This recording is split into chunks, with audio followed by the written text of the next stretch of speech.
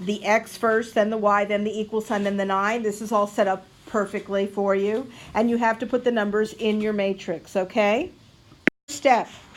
First step, hit in your calculator, second, and then matrix.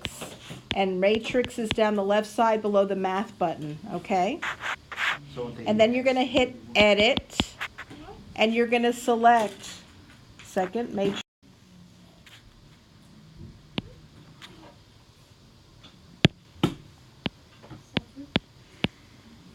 And next to matrix A, when you select it, do you see it? Yeah. Is a dimension. On these, the dimensions are going to be 2 by 3, and that's rows by columns. How many rows does this matrix have? 2. How many columns? 3. That's where I get that number, 2 by 3. When we do a system of equation with 3 variables, it's going to be a 3 by 4, okay? So it's a 2 by 3. And it should open it up for you when you do that to a 2 by 3 matrix. You see it?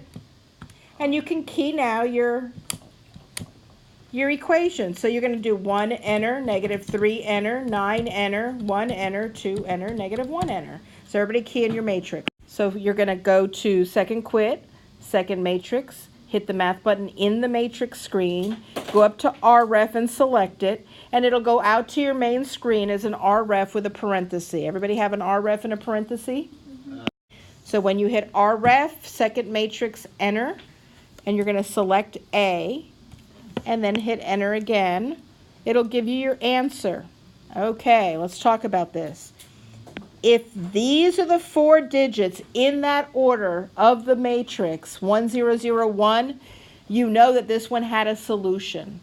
Because remember, we have kinds that have solutions, ones that have infinitely many, and one has no solution, right? That one is going to be a solution. Your X is going to be 3, and your Y is going to be negative 2, and that is your answer. All right, so we got the matrix in. We hit second quit, second matrix again, and go to the math button, find RREF, and hit enter, and then hit second matrix, and select A, right? And hit enter, and tell me what matrix you got. 1, 2, 3, 0, 0, 0. Hard. If they have all zeros in the bottom, it's infinitely many. Okay, notice it doesn't have 1001, right, in the first 4 positions, so you know it's a problem child. If it has all zeros in the bottom, it's infinitely many. Let's go to another one. Go ahead and put in your matrix and find RREF. This is going to be a no solution, so it's going to look different. All right, and tell me what's your final matrix when you do RREF to that.